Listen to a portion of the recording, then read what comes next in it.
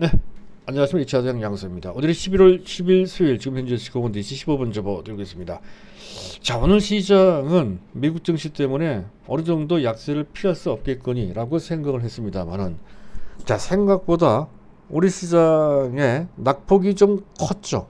코스피가 1%, 코스닥은 2% 넘게 크게 하락하는 그런 모습이 나왔습니다. 그야말로 한숨만 나오는 그런 장세가 됐다는 건데, 분위기가 썩 좋지 않아서 약간 걱정되기도 하죠. 문제의 사단은 이제 미국에서 나왔다는 건데, 두 가지 악재가 있었죠. 한 가지는 생산자 물가 지수와 관련된 물가 문제, 그리고 테슬라가 또 급락을 했습니다. 그런데 이 문제가 새로운 악재도 아니고요, 아주 심각한 그런 악재는 또 아니죠. 따라서 이제 미국 증시는 강한 사상 최고치 랠리를 하는 가운데 잠깐 쉬어나가는 눌림목 성격의 그런 조정이 나올 그럴 정도의 악재였다고 이제 볼 수가 있겠습니다. 가볍게 재채기를 한 정도다, 이렇게 이제 볼 수가 있다는 건데요. 하지만 우리 증시는 체력이 약간 소진된 상태에서 그런 악재에 그대로 얻어맞은 상태. 그래서 미국의 재채기를 했는데 우리는 감기에 걸려버린 뭐 그런 정도의 상황이 됐다라고 이제 볼 수가 있겠습니다. 자, 연중 최저치 수준까지 내려간 그런 상태라고 한다면 현재 분위기로 봤을 때는 종합지수 2,900포인트도 장담이 안 되죠. 자칫 잘못하면 2,800 정도 수준으로까지 내려갈 수도 있다 하는 정도의 어느 정도의 지금 각오도 좀 하고 시장을 봐야 될 것 같습니다. 추세가 무너지지 않는 이상 그런 정도까지 빠진다 하더라도 전반적인 상황에 대해서 크게 우려할 정도까지는 아니다 하는 것을 결론상 말씀을 드리고자 하는데, 사실은 뭐 그 정도까지는 안 빠질 것 같고요. 그 전에도 말씀드렸듯이 2,900 정도에서 역시 방어되지 않을까라고 예상을 해볼 수 있는 그런 상황이라고 할 수가 있겠습니다. 자, 어쨌든 지금 현재 상황 보게 되면 한 특정 종목이나 특정 테마에 대한 세세한 판단보다는 시장과 전체 판도를 들여다보는, 점검을 해보는 그런 시간을 갖는 게 더 좋을 것 같습니다. 해서 준비한 내용은 이런 것들인데, 일단 급락 배경을 전반적으로 살펴봐야 되겠죠. 그리고 그런 가운데 걱정할 필요가 없는 긍정적인 그런 신호도 곳곳에 나타나고 있습니다. 그런 점도 한번 보도록 하고요. 그리고 고물가에 관련돼서 상당히 걱정들을 이제 많이 하시는데, 그전에도 몇 번 말씀드렸습니다만은 추세적으로 또 근본적으로는 그렇지 않다는 것이죠. 5가지 요인 때문에 그렇습니다. 그것을 간단하게 정리해서 말씀을 드릴 거고요. 자, 그리고 우리한테 더욱더 중요한 것은 시장 특징을 파악해 두는 것입니다. 아주 특이한 이례적인 현상이 나오고 있다는 거죠. 그것을 다시 한번 점검을 해서 그것을 이해를 해야 된다는 것이죠. 우리 포트폴리오에 적용시켜야 된다 하는 관점이 되겠고요. 그리고 마지막으로 우리 포트폴리오 주요 종목을 전반적으로 점검을 좀 해보는, 그 중에서도 지금 상황과 관계없이 매수할 만한 종목들이 있습니다. 수위별로 한번 따져보도록 하겠습니다. 자, 일단 먼저 이슈부터 점검을 할 건데요.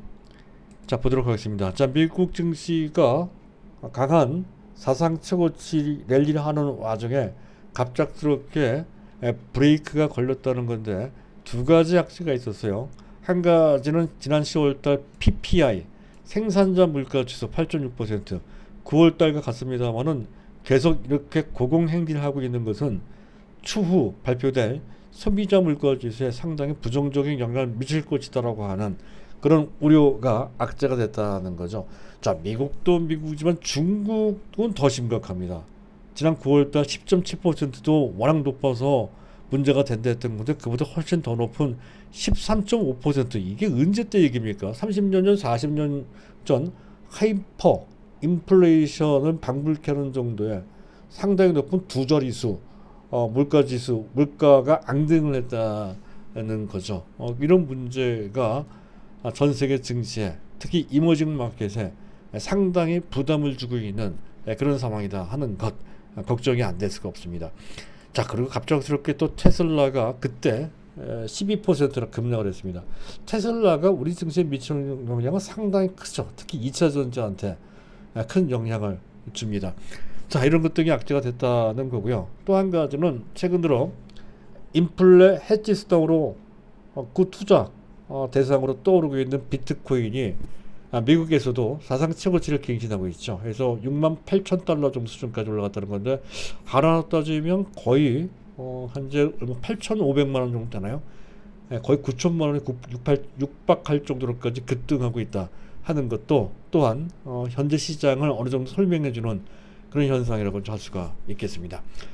자, 일단 이슈를 점검했고요. 상황을 점검해 보도록 하겠습니다. 일단 급락 배경을 보면 앞에 얘기했던 두 가지 악재 배경으로 해서, 일단 물가 문제가 부각되고 있는 것과 관련해서 조만간에 테이퍼링의 강도가 더 높아질 소지가 있을 뿐더러, 자, 결국에는 금리 인상도 조기에 단행될 소지가 높아진 상태다.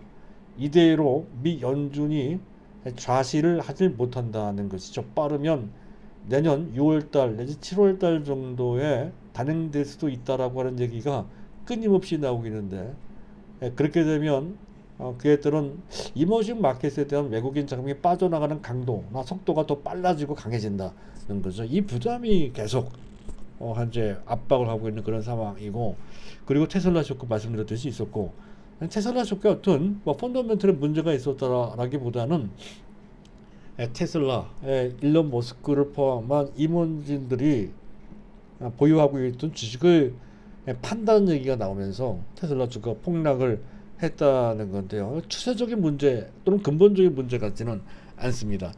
자, 미국 연준에서 최근에 미국에서 인기를 얻고 있는 이른바 미민하고 하는 인기 섹터 또는 인기 테마주를 뜻한다 보시면 되겠습니다.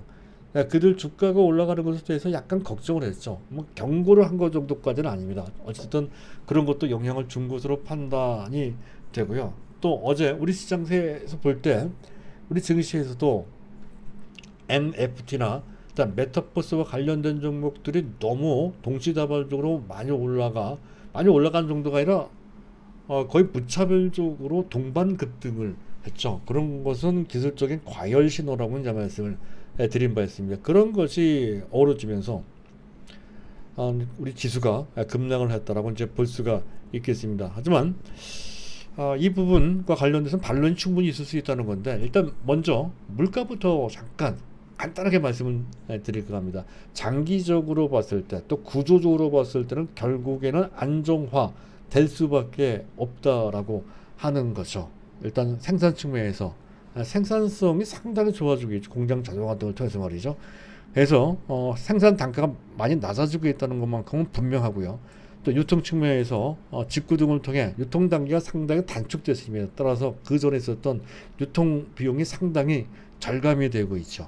또 소비 측면에서 인구 고령화 때문에 좀 소비가 근본적으로 줄고 있습니다. 가장 대표적인 나라가 일본이죠.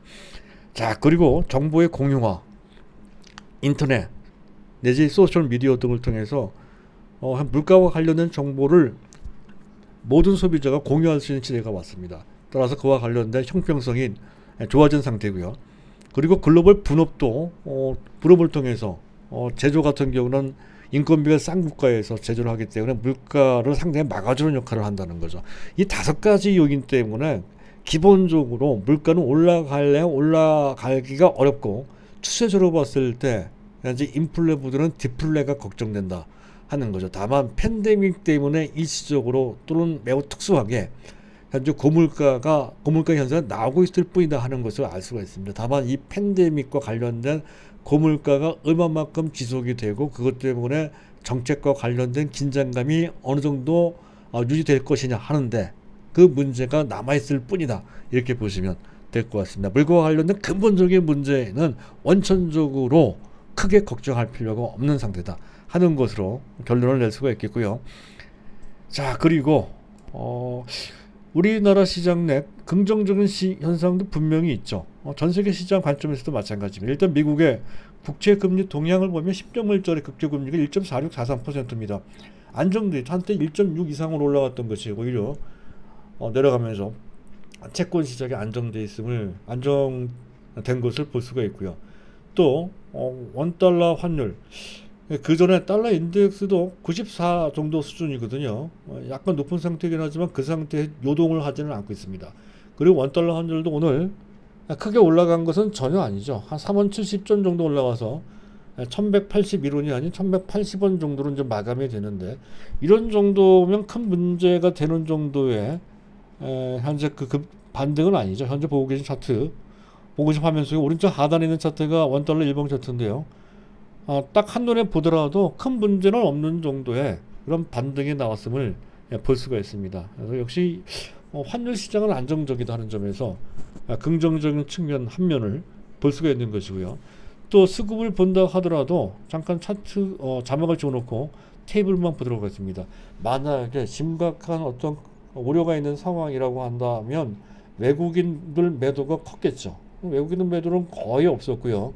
기관들 매도도 그렇게 큰 정도까지는 아닙니다. 합계해서 대략 2,700억 정도 순매도했는데, 역대 상황이 나빴을 때 외국인과 기관들이 조 단위로 한때 많았을 때 2조 정도를 한꺼번에 매도한 적도 상당히 많았던 그런 것에 비해서는 합계 2,600억 정도 매도한 것은 절대적인 규모 측면에서 봤을 때 무시해도 될 정도의 매도다 하는 관점에서도 또한 현재 상황 최악의 상태는 아니다는 점을 알 수가 있다는 것이고요. 그리고 상황이 나쁘면 선물 시장 참가자들이 상당히 보수적으로 나오거든요. 베이시스는 계속해서 플러스 0.2 플러스를 유지하고 있습니다. 장중에 베이시스 동향도 그렇게까지 크게 불안하지 않았죠. 또 한 가지 특이할 만한 것은, 만약에 시장이 나쁘다 했을 때에는 외국인과 기관이 빠져나갈 때 특히 삼성전자를 집중적으로 매도를 합니다. 최근 들어 또 반도체 겨울론도 있고 내년 상반기까지는 또 어렵다는 얘기까지 있다고 했을 때에는 더욱더 그에 예민하고 신속하게 삼성전자부터 먼저 매도할 것 같은데요. 전혀 그런 모습이 안 나오고 있죠. 오히려 삼성전자 주가는 상당히 안정적입니다. 전반적인 분위기에 비해서. 이런 것 등으로 봤을 때 현재 상황은 뭐 나쁘기는 나쁘지만 최악의 상태는 아니다 하는 것이고, 이런 것 등으로 봤을 때 분위기나 뭐 전반적인 시장 차트상의 움직임 등을 봤을 때는 종합지수 2900포인트가 지켜지기 어렵지 않겠다는 생각을 할 수도 있겠습니다만은, 현재 내용상으로 봤을 때는 웬만하면 2900을 지킬 것으로 그렇게 예상이 된다는. 그렇다고 한다면 우리가 특히 우리 종목들은 장기 종목들이 상당히 많고요.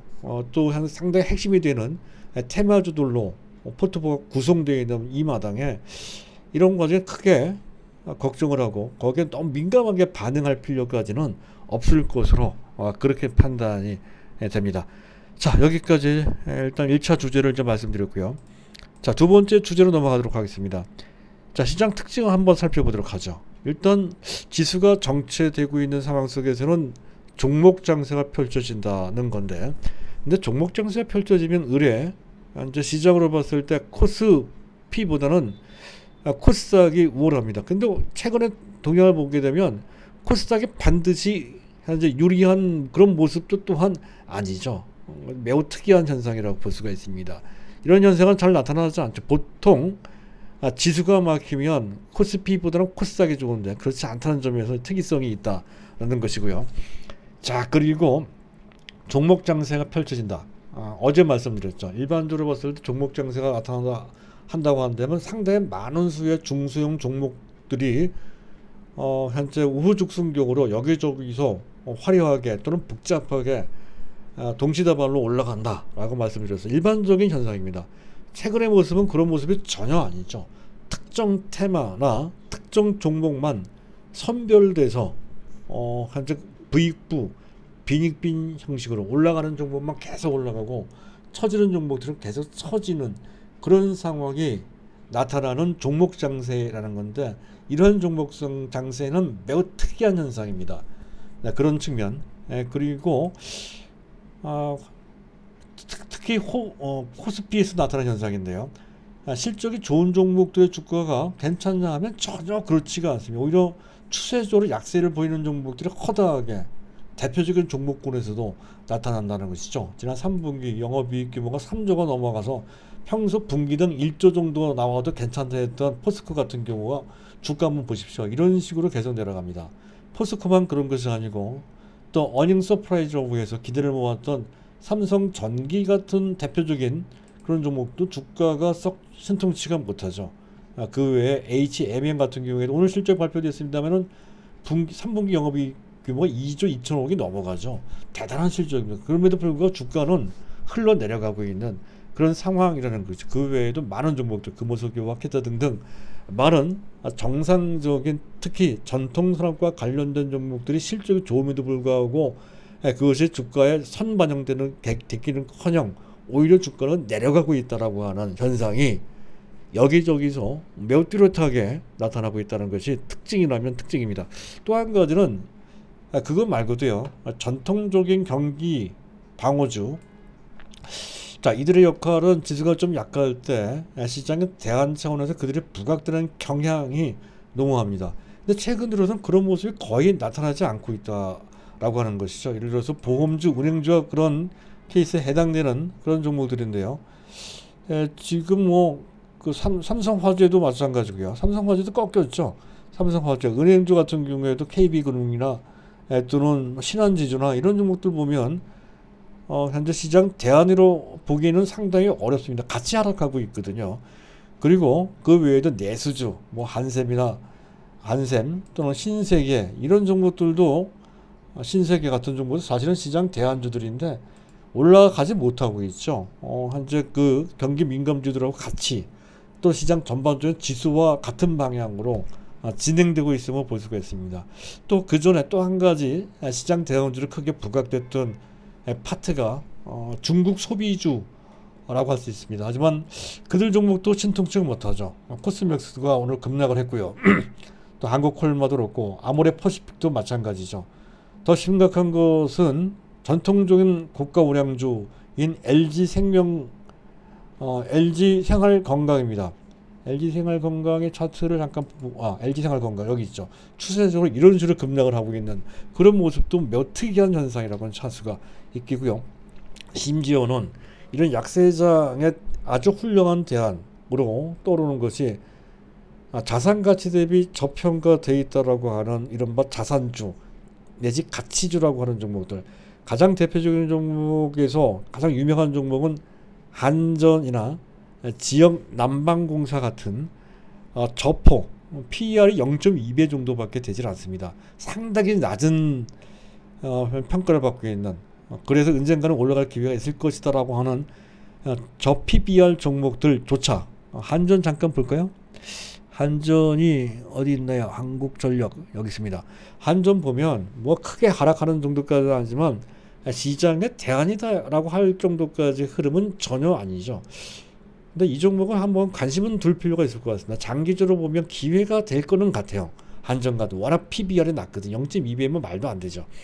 그리고 또 지역 난방공사도 별달리 큰 역할을 하지 못하고 있는 모습인데다가 작은 종목 같은 것도 있습니다. 신영증권 같은 경우가 대표적인 케이스죠. 신영증권이나 미창석유 이런 종목들인데 이게 미창석이고요.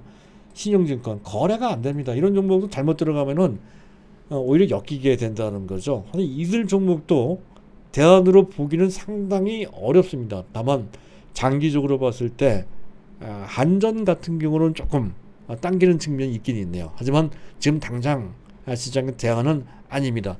그렇거든요. 가만히 보면 약세장을 맞이해서 이 시장에서 어떤 돌파구 또는 탈출구가 전혀 보이지 않는 그런 상태, 대안이 없는 장세라는 것을 알 수가 있습니다. 그런 측면과, 그리고 또 한 가지 특이한 현상은 보통 증시 격언에 이런 말이 있죠. 매가, 즉 산이 높으면 그에 따라서 골도 깊다. 즉 그 얘기는 많이 올라간 종목이 결국에는 조정을 받을 때 더 깊게 아주 심각하게 조정을 받는다라고 하는 매우 알려져 있는 상투적인 격언이 있습니다. 산이 높으면, 매가 높으면 골이 깊다라고 하는 그런 격언인데요. 그게 맞냐 이거죠. 가령 많이 올라간 종목 치고 가장 유명한 종목이 가령 아프리카 TV죠. 아프리카 TV 이렇게 많이 올라가는데, 물론 아직은 다 단정할 수는 없습니다만은 오늘 낙폭만 본다 했을 때는 그렇게까지 심각한 정도의 낙폭은 전혀 아니죠. 그리고 또 한 가지 위즈윅 스튜디오 같은 경우에 이 종목 보세요. 이렇게 많이 올라갔음에도 불구하고 크게 조정을 받지 않고 있습니다. 그것도 그렇고요. 또 제가 최근에 추천한 위메이드 같은 경우에도 오늘 4.5% 정도 조정을 받았습니다만은 심각할 정도로 큰 타격을 받을 정도의 그런 조정은 전혀 아니죠. 오히려 같은 테마군 중에서 어정쩡한 테마주들이 인트로메딕이라든가 이런 종목들이 하한가를 만든 등 더 큰 폭으로 하락하는 그런 모습이 나왔다는 것도 그렇고, 그리고 또 우리 종목에서 하나 마이크론 같은 종목도 보면 뭐 크게 하락한 것은 아니죠. 많이 올라간 것 친구는 그렇게까지 많이 하락한 정도는 아닙니다. 오히려 현재 넷페이스가 많이 올라간 것도 아닌데도 더 크게 하락했고요. 그리고 테슬라 같은 우리 종목입니다만 6.7% 많이 올라가는 것도 아닌데 6.7% 거의 뭐 7% 가깝게 폭락을 했더란 말이죠. 오히려 많이 올라간 종목들이 더 안 빠지거나 안정적이거나 외려 올라가더라 하는 현상이 나오고 있다는 거죠. 그 얘기는 대체 뭐냐 이거죠. 그것뿐만이 아닙니다. 카카오 게임즈 그것도 얘기가 나왔으니까 잠깐 보죠. 이것도 많이 하락했지만 역시 큰 폭은 아닌 것 같고요. 또 우리 종목에서 SKC 같은 것도 거의 안 빠지고 있습니다. 대주전자들은 좀 빠지긴 했지만 역시 그동안 많이 올라간 것 따진다고 한다면 역시 급락하는 정도까지는 아니다 하는 것을 알 수가 있죠. 자, 그런 측면에서 봤을 때 현재 우리의 판단은 아주 명료한 것 같습니다. 지금 현재 이것이 얘기해 주는 것은 현재 시장을 주도하고 선도하는 그런 테마, 즉 NFT라든가 또는 메타버스와 관련된 그 테마의 유효성이 여전히 남아 있다는 것이, 여전히 강하다는 것을 의미한다라는 것이고, 또 마땅한 대안이 없으니 시장의 유동성은 결국 이쪽으로 계속 쏠리는 환경이 여태까지도 그랬고 앞으로도 그럴 소지가 상당히 높다라는 것이죠. 최근에 메타버스 관련 ETF 4종이 출시되고 그것에 상당한 투자 자금이 몰린다는 소식이 좀 있었죠. 그런 식입니다. IPO도 마찬가지죠. 그래서 IPO도 메타버스나 또는 현재 NFT라든가 기타 신기술과 관련되어 있는 종목군들에 대해서 상당히 많은 투자 자금이 몰리는 데 반해서 전통 산업과 관련된 그런 업체들은 실적이 아무리 좋아도 투자 자금이 거의 몰리지 않는 모습이 나타나고 있는 그런 상태라는 것과 상당히 밀접한 관련이 있는 현상이다 하는 건데, 그것은 비단 우리나라뿐만 아니라 전 세계적으로 공통적으로 나타나는 현상이다 하는 건데, 일견 그것이 버블이라 보더라도 어쨌든 이 추세는 전반적인 흐름에 쉽게 꺾이지 않을 현상이라는 것이죠. 그렇다고 한다면 그 흐름에 우리는 반드시 올라가야 된다 하는 거죠. 또 앞서 얘기했던 것처럼 마땅한 대안이 없습니다. 따라서 더욱더 우리는 그쪽에 초점 맞추되, 이 상태에서 우리가 우리 포트폴리오 전공할 때 그게 가장 적절한 종목이 있다라고 했을 때는 딱 한 종목만, F4 종목에서 한 종목만 본다라고 했을 때는 장기 안정적 제1순위입니다. 무조건 네이버입니다. 네이버가 가장 왜냐하면 메타버스와 관련돼 있죠. 또 NFT와 또 관련돼 있기도 합니다. 모든 신기술과 관련된 사업을 영위하며 그 사업 파트 하나가 빠른 속도로 현재 성장하고 있는 그런 상태. 워낙 등치가 크고 그것이 카카오처럼 쪼개져서 평가받는 것이 아니라 뭉쳐져서 네이버에 그 현재 있는 상태에서 평가받기 때문에 숨겨져 있을 뿐이지 실제로는 상당히 좋은 평가를 받을 수 있는 잠재력이 있는 신기술 핵심 종목이다 하는 관점에서 주가도 상당히 안정적이고요. 뭐 당연히 걱정할 필요 없이 매수고, 또 장기적으로 보면 삼성전자도 거기에 해당이 되고요. 또 삼바도 낙폭과되죠. 삼바도. 근데 1순위는 일단 네이버입니다. 그리고 중기적으로 봤을 때는 2차전지, 그 중에서도 SKC가 1순위고요. 그리고 현재 대주전자 재료는 한 단계 더 빠져서 10만원 이하면 아주 좋은 기회가 될 것 같고요. 갖고 계신 분들은 뭐 네이버든 저 SKC든 대주전자든 무조건 갖고 있어야 된다는 거죠. 왜냐하면 2차전지가 대세입니다. 금년에 끝일 것이 아니라 앞으로도 3년 내지 5년 동안 최호황기를 구가할 산업 파트이기 때문에 더욱더 그렇게 이제 그 시장은 현재 폭발하고 있다라고 제가 말씀드렸죠. 테슬라가 분기당 지금 거의 25만 대 정도를 파는 수준까지, 25만 대까지 아직은 안 갔습니다만 거의 20만 대가 넘어가는 수준까지 현재 판매를 하고 있거든요. 자, 그런 것들을 봤을 때 이 시장은 거의 폭발하고 있는 상태다 하는 것을 우리가 알 수가 있습니다. 자, 그런 측면에서 2차전지 상당히 유력한데, 그래서 일단 제 1순위 SKC 그리고 대주전자 자리는 한 단계 더 빠지면 10만원 이하면 아주 좋은 기회가 된다 하는 거고, 마이크론 테크놀로지도 좀 애매한데요. 한 단계 더 빠지면 매수할 필요가 좀 있겠습니다. 하지만 갖고 계신 분들은 당연히 그대로 보유가 되겠죠. 그리고 단기 공격적으로 매수할 대상인 제 1순위 종목은 일단 해당 파트에 현재 선도 대장주라고 할 수 있는 위메이드, 원래는 뭐 아프리카 TV도 있고 위지익 스튜디오도 있는데요. 우리는 이제 위메이드를 했으니까 위메이드로 계속 가겠습니다. 만약에 음봉 하나가 더 떨어지면 그 저점이 상당히 좋은 기회가 된다라고 할 수가 있겠습니다. 대략적으로 본다면 17만원 근처가 되겠고요. 주가 복원력이 큰 인기주입니다. 그래서 조금 더 빠지면 상당히 강력한 매수가 들어온다는 거죠. 그리고 테마가 살아있는 한 그런 흐름은 지속될 소지가 상당히 높습니다. 자, 그래서 말씀을 드리는 거고요. 그 사업 내용과 관련돼서는 그 전에 말씀드리는 것으로 한번 대체해서 가름해서 말씀을 드릴까 하고요. 자, 오늘은 그 내용 생략하도록 하겠습니다. 그리고 다날 같은 경우도 기회가 될 것 같아요. 오늘 낙폭이 있는데 이것도 한 단계 더 빠지면 주가를 본다면 대략적으로 8,500원 이하가 되겠죠. 그런 정도 수준에서 매수할 대상이 된다. 자이언트 스텝도 비슷한 관점입니다. 대략적으로 10만원, 10만 5천 정도 그 금방 그에서 매수할 기회가 되면 매수 한다는 거죠. 그 외에 현재 다른 종목까지는 볼 필요 없겠습니다. 어쨌든 이들 종목에 대해서 구태여 단기로 매매하는 것이 어려워서 그 물량 그대로 갖고 있다면 추가적으로 더 하락하는 한이 있다 하더라도 오늘 어느 정도 하락한 이 바닥에 쫓아가면서 매도할 필요가 없습니다. 오히려 버틸 필요가 있다는 것이죠. 일단 오늘 시장과 관련된 종합적인 판단을 간단하게 했는데요. 그러다 보니까 약간 건성건성하게 말씀드린 그런 느낌도 좀 있는 것 같습니다. 그 점 양해 말씀드립니다. 어쨌든 전반적인 상황은 그런 식으로 흘러가고 있는 상태다는 그런 정도의 감만 잡는 데 도움을 주는 그런 내용이다라고 보시면 될 것 같고요. 자, 구체적인 문의사항이 있으면 제가 자막에 처리를 안 했는데요. 010-2420-0553 다시 한번 말씀드릴까 합니다. 010-2420-0553 5가 두 개입니다. 이쪽으로 문자 메시지를 남겨주시면 제가 어느 정도의 도움 말씀을 드릴 수 있겠습니다. 그런 감안해서 시장에 잘 대응을 해 주시기 바랍니다. 감사합니다.